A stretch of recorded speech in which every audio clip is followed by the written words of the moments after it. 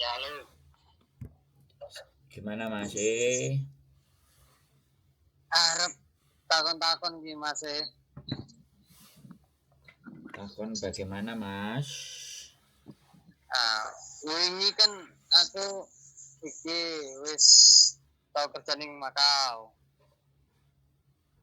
Terus? Nah, aku extend visa ning Hong Kong. Nggak lolos. Paling ning Makau oleh visa 3 dino.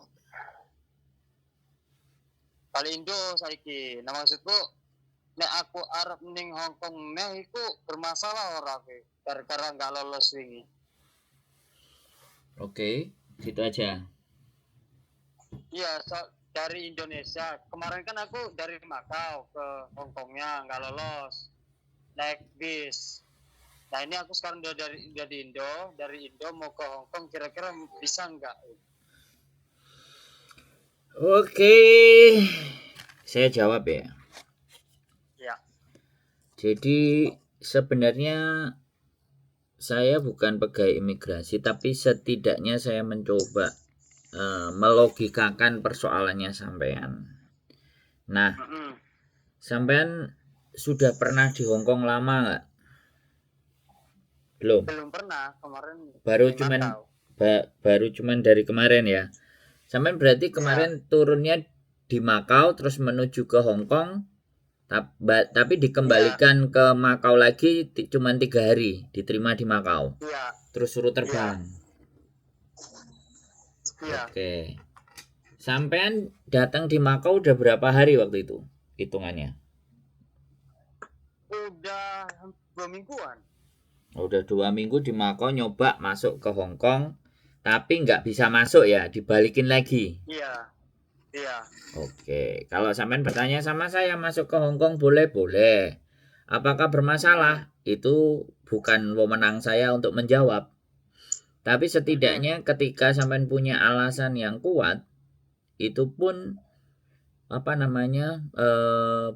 Menurut saya ya, menurut saya. Karena kali ini nggak tahu perlakuan perlakuan Hong Kong kepada orang-orang Indonesia yang laki-laki, spesialis laki-laki loh ya.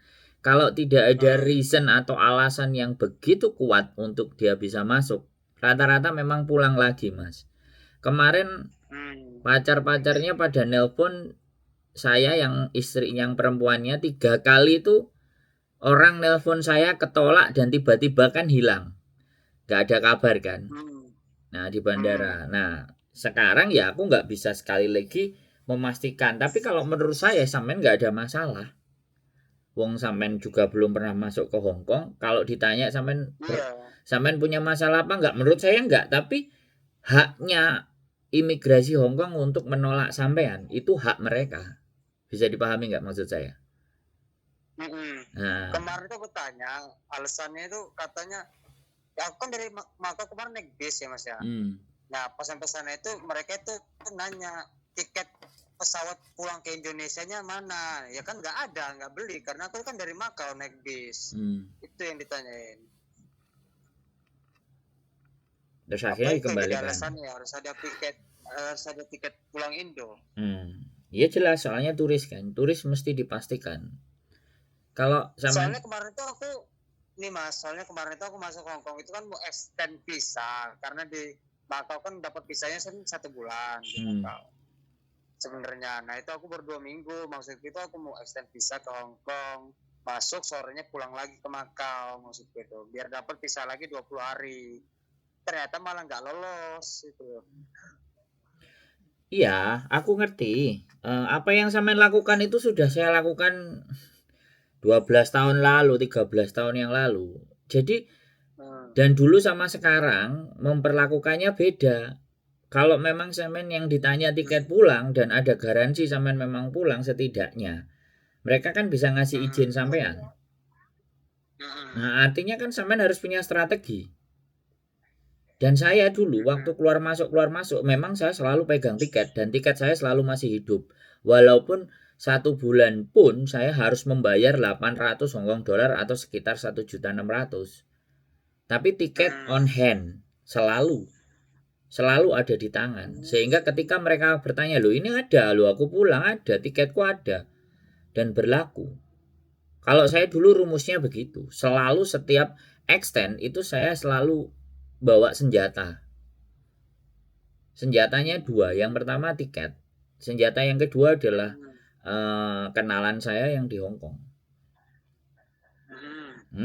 Senjata saya 2. Tapi baru keluar satu senjata aja mereka udah kasih, ya sudah cukup. Senjata yang kedua nggak perlu dikeluarin. Ya padahal aku udah ada alamatnya, udah aku kasih ke imigrasinya, udah dicatat.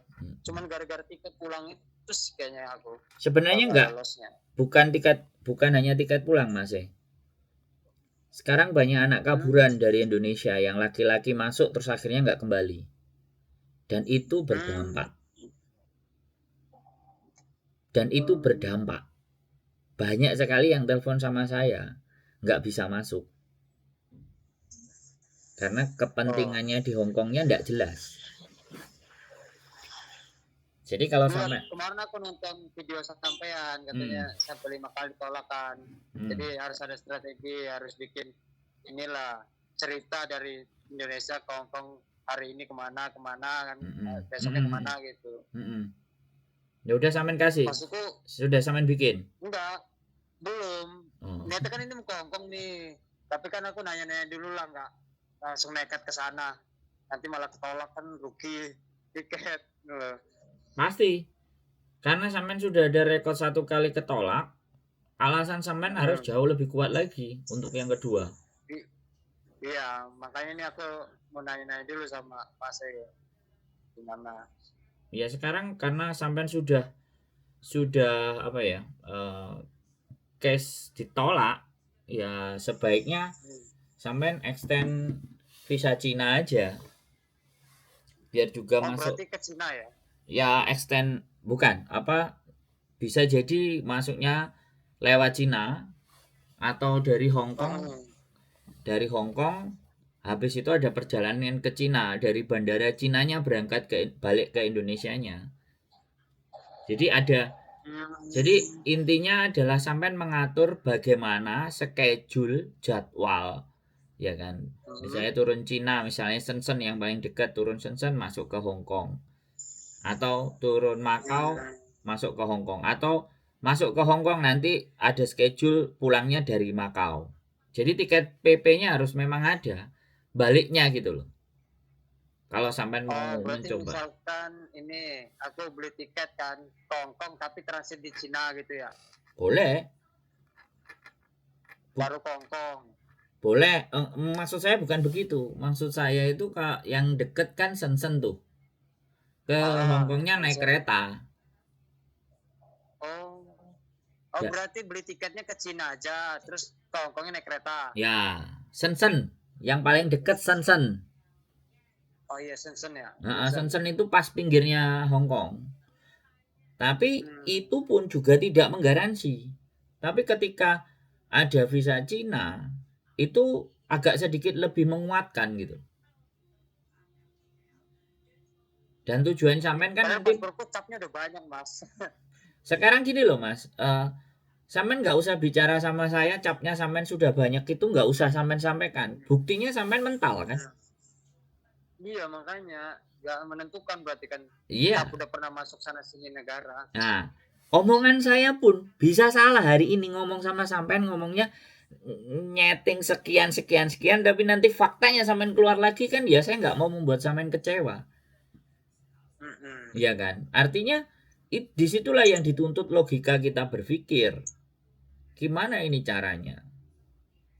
Ya kan? Kalau memang sampean tujuannya masuk ke Hong Kong. Kemarin juga ada yang bilang kan. Kemarin nah ini aku sekali lagi ya. Ini satu mungkin jadi bahan pertimbangan sampean. Rata-rata yang ketangkep itu ya memang AirAsia, Scott, yang memang pesawat murah. Vietnam Air atau apa yang murah punya. Tapi kecenderungan aku juga nggak ngerti juga ketika ada yang naik Cathay, ya aman-aman saja juga sih, atau Garuda. Karena saya pernah naik AirAsia dari Malaysia itu juga begitu. Naik AirAsia itu begitu keluar dari pesawat, itu sudah petugas imigrasi antara 12 sampai 15 orang itu sudah menandai penumpang itu. Terus di belakang saya juga sudah langsung dipinggirin berapa orang yang menurut saya sih orang Indonesia. Jadi Ya, pas sampai dulu pas kena tolak itu tanda tangan nggak Mas? kenapa?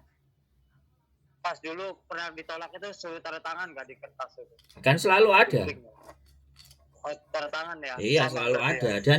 Dan ketika saya bertanya, apakah saya ada catatan kriminal di Hong Kong ataukah saya melakukan sebuah kejahatan? Aku bertanya sama petugas dan petugasnya menjawab, kamu tidak melakukan kesalahan dan kamu boleh datang ke Hong Kong lagi. Tapi kami punya hak untuk tidak mengizinkan kamu masuk ke Hong Kong. Tidak harus dengan alasan. Terus Iya. kita mau kayak gimana jawabannya selalu akan kayak gitu. Iya. Dan 5 kali saya dulu ditolak, Mas. Nggak cuma 1 kali. Iya sih. Jadi Nanti aku juga mau naik kata ini nanti kalau mau ke sana. ya semoga mudah-mudahan gitu loh. Jadi kadang-kadang Cuman lebih enak ke Shenzhen itu ya. Shenzhen dulu naik kereta terus ke Hongkongnya ya. sekali lagi saya nggak bisa berbicara ini enak itu enak atau bagaimana, yang jelas biaya akan sedikit bertambah, tetapi pengalaman itu menurut saya sekali lagi untuk membuat border itu akan apapun kan ketika kita ditanya kan kita harus bisa menjawab dengan fix lah, dengan pasti, dengan benar. Saya dulu bahkan sampai pingin kartu nama perusahaan saya yang lama, alamatnya juga ada, dan saya ditugaskan menjadi apa, bagaimana itu sampai saya tunjukkan, sampai menyampaikan reason, alasan. Makanya di situ saya mampu bisa 23 bulan keluar masuk. Karena saya persiapkan itu surat jalannya, papernya semuanya dari company-nya. Dan company saya ada alamatnya, tak tunjukin, kamu silakan telepon ini company-ku. Tetapi ya apapun itu ceritanya, kalau kita nunjukin company dan kita masuknya jam 11 malam atau jam 9 malam atau jam 10 malam, sedangkan teleponnya itu nomor telepon kantor, bagaimana mereka akan cross check? Kan enggak mungkin juga gitu. Iya. Nah, dan mereka positif thinking aja, ya iya aja, tapi sudah selepas 23 ke belakangnya saya sudah nggak dikasih izin. Jadi saya mentok. Emang iya katanya pagi ya Mas ya. Kalau bisa masuk ke Hongkong itu ya, jangan malam ya.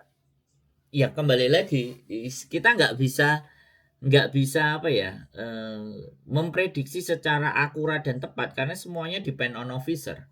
Dan masalahnya hari ini jumlah dari orang Indonesia yang cowok yang masuk ke Hong Kong dan nggak kembali lagi dan ada di dalam itu bertambah masih. Itu loh yang harus disadari. Jadi ketika datang laki-laki sendirian itu imigrasi sudah negatif thinking.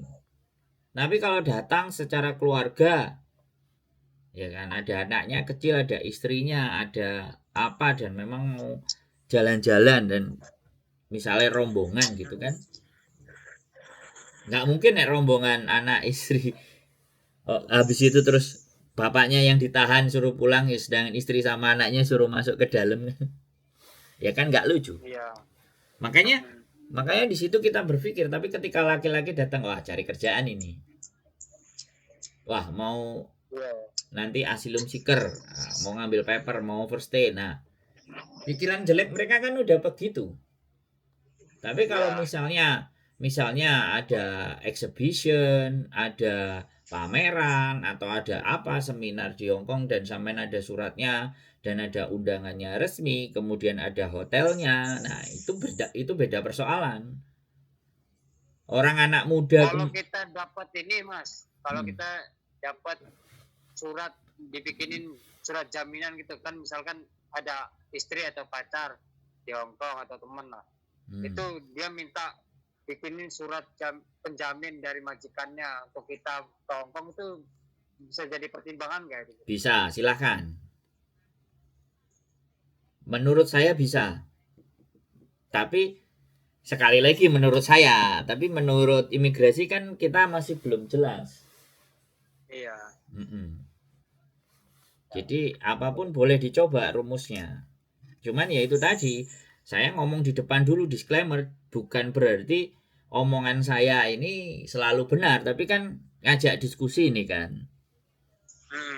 Kita kan ngobrol ngajak diskusi sesuai dengan pengalaman kan.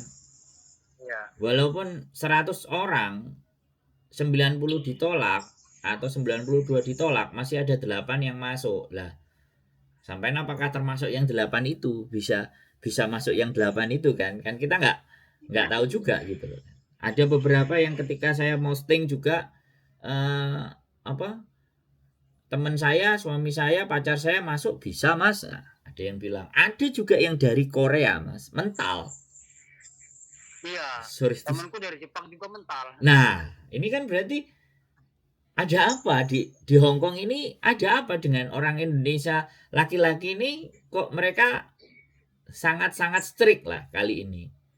Ya baru-baru ini. Iya, padahal temanku itu dari Jepang udah sering masuk Hong Kong dan kemarin masuk Hong Kong mental. Nah, kan gitu tuh mas. Makanya kan di 2025 pertengahan ya telepon sama saya itu banyak banget yang tertolak masih. 2025 pertengahan antara Juli lah. Juli Agustus sampai detik ini. Berarti kenapa dia menolak? Karena jumlah overstay-nya itu bertambah. Anak yang kabur itu setelah masuk di dalam terus kabur itu bertambah. Jadinya kalau ini mas, aku ini kan belum ada seminggu ya di Indo ya. Kalau udah mau berangkat lagi ke Hong Kong itu gimana? Apa harus dikasih jarak sebulan dulu atau? Menurut saya itu monggo sampean terserah, tapi benar-benar sampean harus membuat reason atau alasan atau surat benar-benar penjaminnya itu kuat banget, baru bisa dipastikan masuk. Jadi seperti itu. Itu dipikirkan itu, terus tiket PP jangan pernah terabaikan dan jaraknya jangan 1 bulan. Maksimal itu ya di 10 hari atau 7 hari. Akan didukung juga dengan keuangan yang mumpuni. Jadi faktor-faktor ya apapun itulah intinya, semuanya sampean bisa explain atau menjelaskan dengan detail. Itu pun kembali lagi ya, kita sekarang diskusikan untuk yang terbaik, tapi pada kenyataannya nanti mau kayak gimana itu kan juga kita nggak ngerti. Depend on officer kembali lagi kan. Jadinya kemarin kan mereka nanyain ada bawa uang cash, bawa cuma sedikit, kata aku ada di bank, nanti tinggal saya tukar di money changer kata aku. Karena nggak bawa uang cash, cuman tetap nggak bisa ya, harus bawa uang cash berarti ya. Sebenarnya kalimat-kalimat itu hanya kalimat-kalimat di mana bahwa kita bisa menunjukkan bahwa saya itu datang ke sini itu bukan gak punya duit. Sekali sorry tuh saya kemarin si Anang sama Atta Halilintar masuk ke Hong Kong kan nggak ditolak. Sorry tuh saya loh ya, kita nggak membandingkan apapun ya, tetapi kemarin mereka masuk kan juga lolos, itu kan perjalanan keluarga. Dan pertimbangannya apa kalau kita sama-sama orang Indonesianya kan? Iya. Dan sampean juga kalau sampean kalau ngomong ya kan, sampean capnya juga banyak. Nah kan? Kemungkinan mereka juga banyak. Ibaratnya anggap aja sama ya pada banyaknya. Tapi sampean ditolak, kenapa dia enggak? Nah, berarti itu yang harus sampean pelajari. Ya kan kemarin mereka di sosial medianya kan baru jalan-jalan ke Hong Kong si Atta. Sama Asanti sama Anang pun ya udah, saya cuma ngeliat sosial media aja, cuman anak-anak rame aja ketemu Mas Anang gini-gini pas libur ABCD blah. Ya saya nggak terlalu interest sih kan. Ya udah, artis mau jalan-jalan ya suka-suka aja, slow aja kan kita. Karena juga kenal juga enggak kan. Jadi sampean pertimbangkan kembali apapun itu persiapannya, pendukungnya, penjaminnya, alasan kesananya, itinerary, mau kemana-kemananya, uang yang dipegang, atau kartu kredit yang ditunjukin atau bahkan rekening bank kalau kurang meyakinkan sama mereka. Ya jadi kembali lagi itu dipersiapkan secara matang. Dan berarti bisa aja ya kita nyoba lagi gitu ya. ya boleh, bukan Soalnya ini Mas, aku nanya temenku nih yang tolak kan. Itu mereka datang lagi ke Hongkong, tahu enggak ya? Mereka datang lagi ke Hongkong itu dikasih 2 pilihan, mau langsung beli tiket pulang lagi atau di penjara kan itu, gitu di imigrasi itu. Karena udah pernah sekali ketolak, dia nekat datang lagi ke Hongkong. Dikasih 2 alasan itu. Kamu langsung beli tiket pulang atau kamu ditahan di sini kan gitu. Kalau di penjara sih enggak Mas, aku udah ngalami itu. Sebenarnya dia enggak menjara. Jadi dia bilang, jadi dia itu menurut aku curang. Jadi dia nggak ngizinin masuk, ya kan? Kita sudah punya tiket pulang. Kalau dia tanya, atau kalau kamu mau langsung beli tiket pulang, loh, saya ada tiket pulang. Ini sesuai dengan prosedur.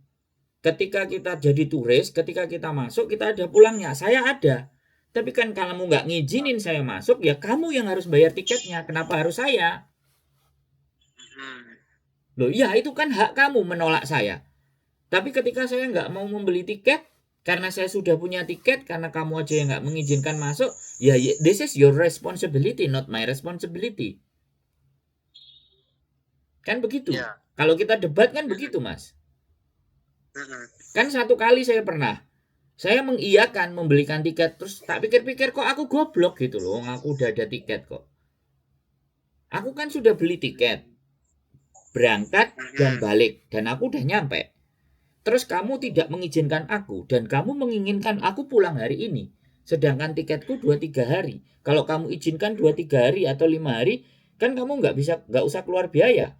Tapi kan kamu nggak mau ngambil resiko. Memang negara ini negaramu, dan kamu tidak mengizinkan saya, kamu ingin memulangkan saya, ya silahkan. Tapi kamu yang beli tiket, jangan nyuruh saya beli tiket. Tapi kalau kamu memenjarakan saya dengan alasan apapun, bukan di penjara Mas, kita ditaruh di ruangan, di bandara, di pinggir, nanti 2 hari 3 hari kita dipulangin. Kalau saya dulu masuk sore, pulangnya besok pagi, masuk pagi, pulangnya nanti malam. Pokoknya selang 24 jam.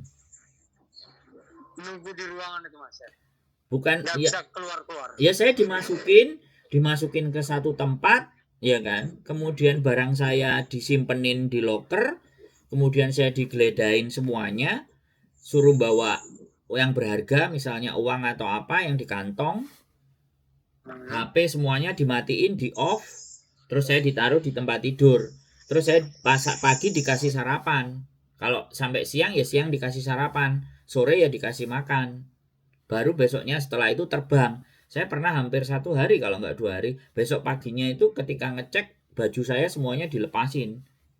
Sama celana dalam, tinggal sisa celana dalam. Jadi kayak tahanan narkoba gitu kan.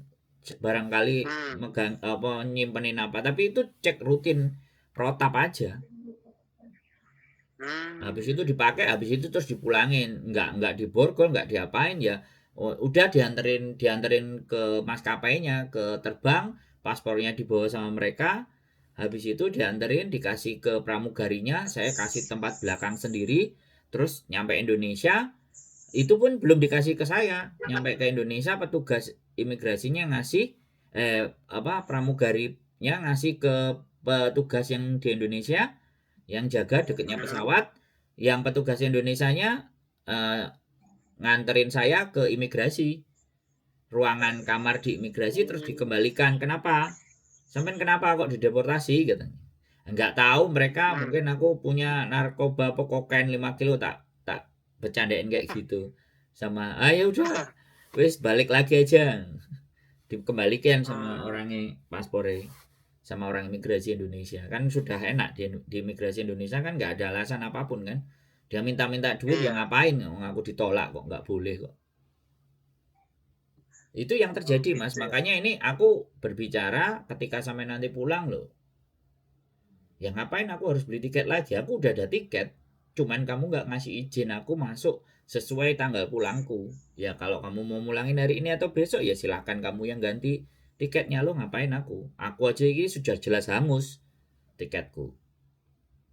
Iya. Kan bilang gitu. Nanti kalau dia masih nggak mau kehilangan uang, tiket kita diminta tuh. Habis itu mungkin dimajukan, dibilangkan sama otoritas maskapai penerbangannya dia. Terus kalau kita, oh tiketmu ada ini, tiketmu tak pindah hari ini, kamu nambah sekian, ya nggak mau, bilang aja. Misalnya orang maskapai nemuin kita, aku dulu orang maskapainya yang nemuin kita, kamu harus beli tiket gini, terus berikutnya aku digituin lagi. Ya kamu bilang sama imigrasi Hongkong, kamu minta duit imigrasi Hongkong, staf imigrasi Hongkong yang nggak ngasih saya masuk, diem dia. Terus gimana ini ya enggak, aku tetap ada putusanku bahwa aku udah punya tiket ini. Kalau aku mau dipulangkan tanggal ini ya sudah nggak apa-apa, aku tidur di sini. Tapi kalau aku suruh bayar lagi ya nggak mau, aku bilang.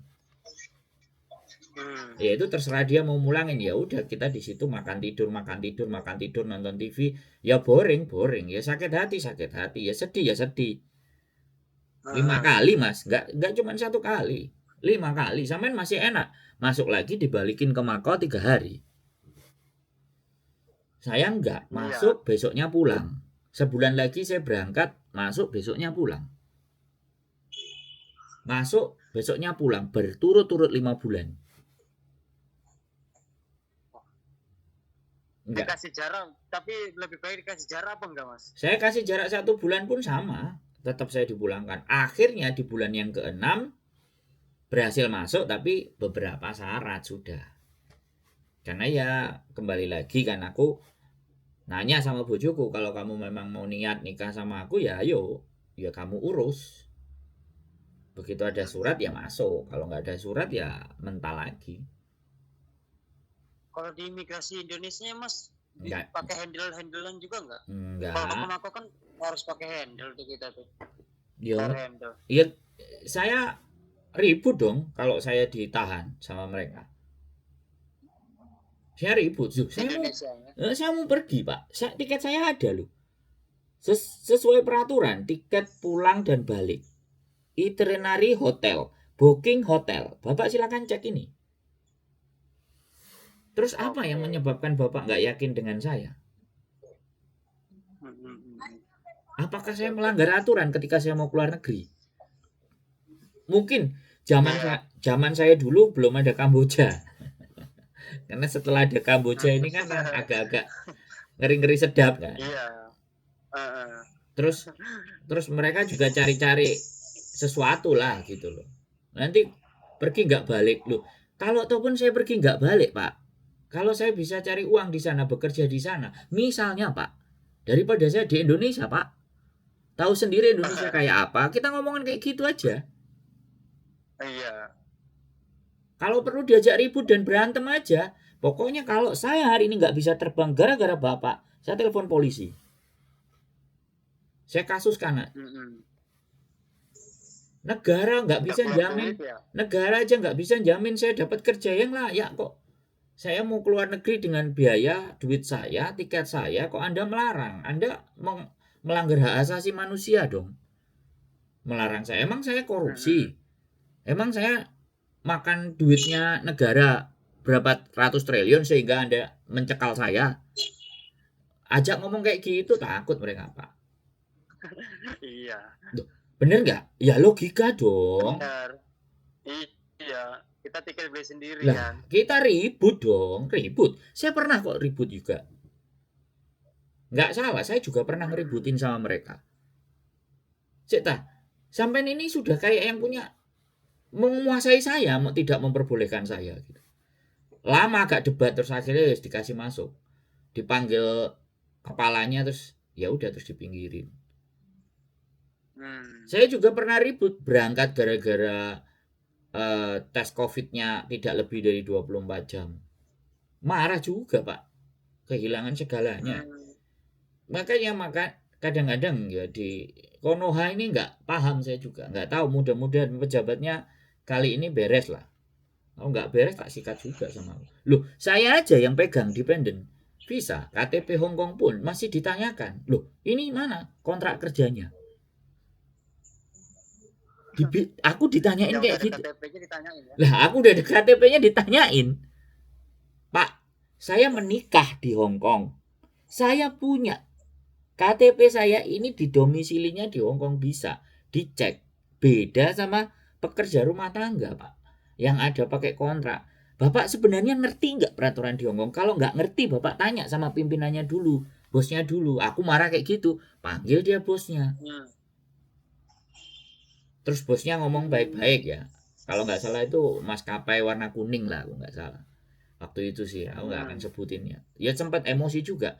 Terus saya ada ini bekerja, tapi kontraknya perusahaan, bukan kontrak pekerja migran, aku bilang. Bukan TKW, TKL. Tak tunjukin karena itu kan PDF. Nah, mungkin aku bawa kertas. Itu kontrak kerja saya waktu di sini kerja sama perusahaan kan. Ini loh Pak. Dan ini visa saya sampai tanggal sekian. Oh ya sudah ya sudah. ACC. Tak pelototin stafnya. Baru sama bosnya. Jadi aku nggak paham sama mereka itu. Nggak tahu apa maksud minta duit kah? Iya, itulah alasannya aslinya. Mempersulit keadaan. Aku kadang-kadang ya wis kayak gitu Mas.